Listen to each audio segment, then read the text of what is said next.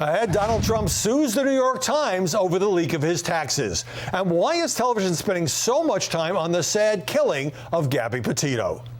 The mistreatment of the Haitian migrants drew a sharp reaction even from Biden's supporters at The View. The way people are being treated on that, to me, is absolutely more disturbing. So disappointed in the Biden administration today. So very disappointed. Biden finally spoke to reporters Friday after the televised images had drawn criticism even from Kamala Harris, with his special envoy to Haiti resigning in protest and tough words from most pundits, left and right. Do you take responsibility for the chaos that's unfolding? Of course I take responsibility. I'm president, but it was horrible what to see, as you saw.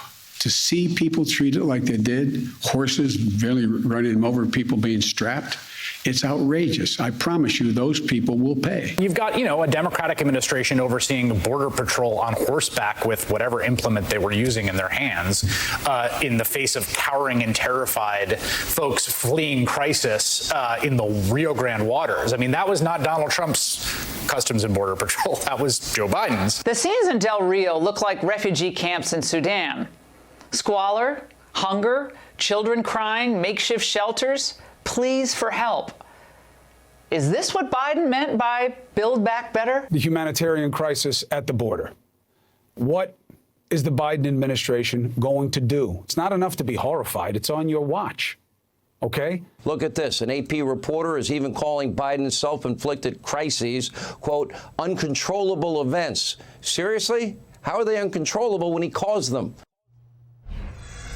Joining us now to analyze the coverage, Ben Domenech, founder and publisher of The Federalist, and Mara Liasson, NPR's national political reporter. Both are Fox News contributors. Ben, why are so many liberal TV hosts and left-leaning outlets castigating President Biden over this undeniable disaster with Haitian migrants rather than defending him as they usually do? Well, I think you saw this week this slow-rolling disaster really become something that was impossible to ignore.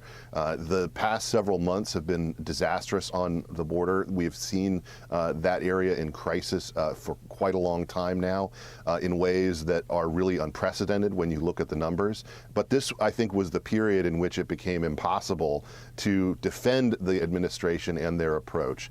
It's not enough to get on TV and just say, don't come. You have to actually make policy changes that deal with this problem. And I think to a certain extent, people who normally either hold back on their criticism of the White House or even carry water for them see this as something that's impossible to defend. And the distraction and embarrassment of that whole fake whip story was something that I think actually brought a lot of attention. It served as kind of an attraction of energy to this because it was, one, so obviously false, but then resulted in this role of a number of different Democratic politicians, including the president himself, criticizing Border Patrol that is clearly overwhelmed at this stage. And just one more point, Howie, about this. I think it's important to ask why these certain things happen. You don't just have this group of Haitians show up together in mass in a disorganized fashion. It's something that's allowed to happen by the Mexican cartels. So I hope that a lot of these places that finally are starting to pay attention to it start digging into why these things are happening, right, why people are being moved in the way that they are, and who benefits from it. Right. That false whip story unfortunately went pretty viral, and now thankfully the administration has gotten most of these Haitian migrants to shelters. But Mara, the New York Times hurled what would be considered the worst possible insult at Biden by saying that these terrible images in Del Rio come straight from Donald Trump's immigration playbook. Fair point for the press to make?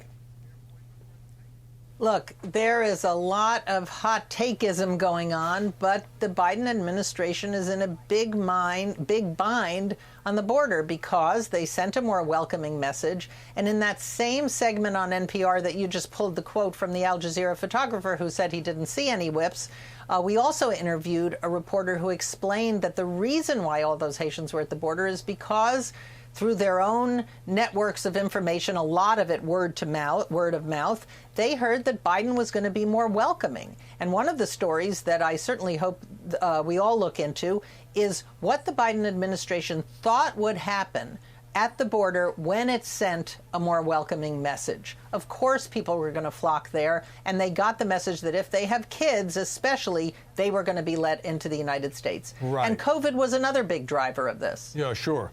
That particular interview was with the Al Jazeera reporter. But Ben, I'm so struck by the way the incoming is coming from left and right, as we've pointed out, as we've showed the clips. You have conservatives saying, look, it's these more permissive policies that caused this surge, and that earlier one with all the Central American migrants going to Mexico.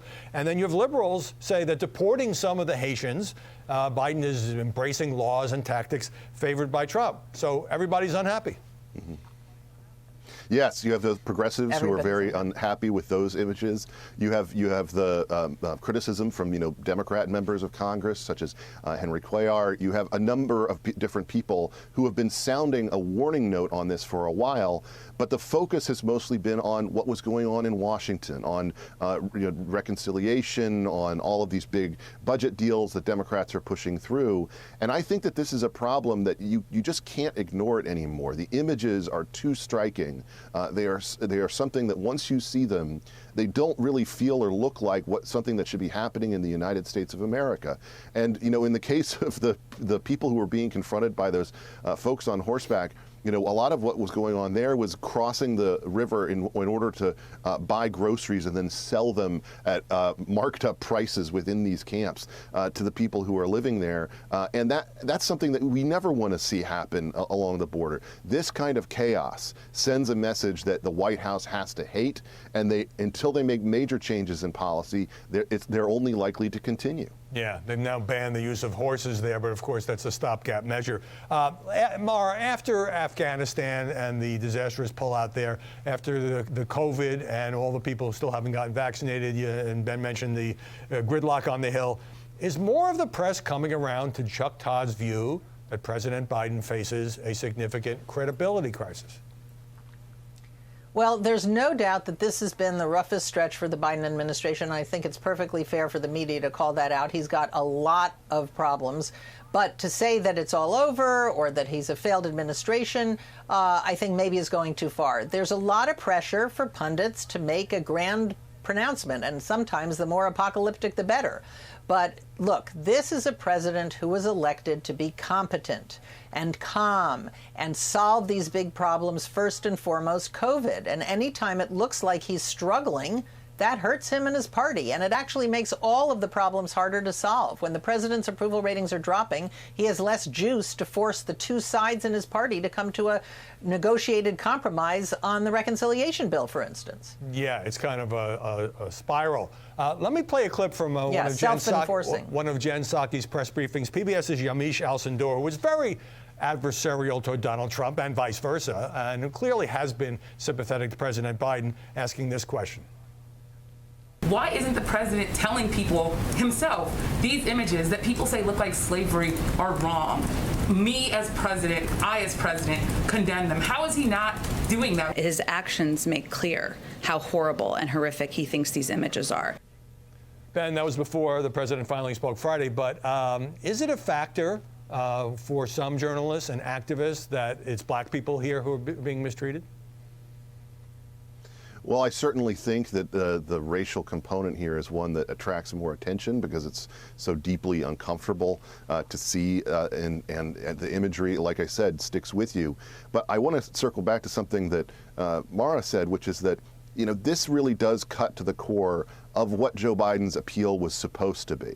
Bringing back normalcy, bringing back unity, bringing back stability was a big reason that a lot of people supported him. And it's creating buyer's remorse in a significant way that you can see in the polling data heading into the midterms next year. And obviously that's a long way away. Mm-hmm. But Democrats already know that the difference between having a Biden administration that's at about 50% approval and the difference between having him in the low 40s or even hitting 40 itself is the difference between an election that is still going to be very positive for Republicans in all likelihood and one that is a wave that turns some of these purple states red and turns blue states dangerous for them. They're very aware of that, and it's very present of mind.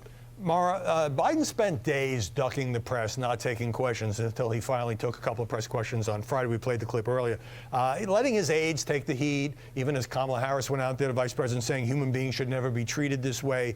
Was it a mistake to let several news cycles go by without Biden trying to communicate directly through the media?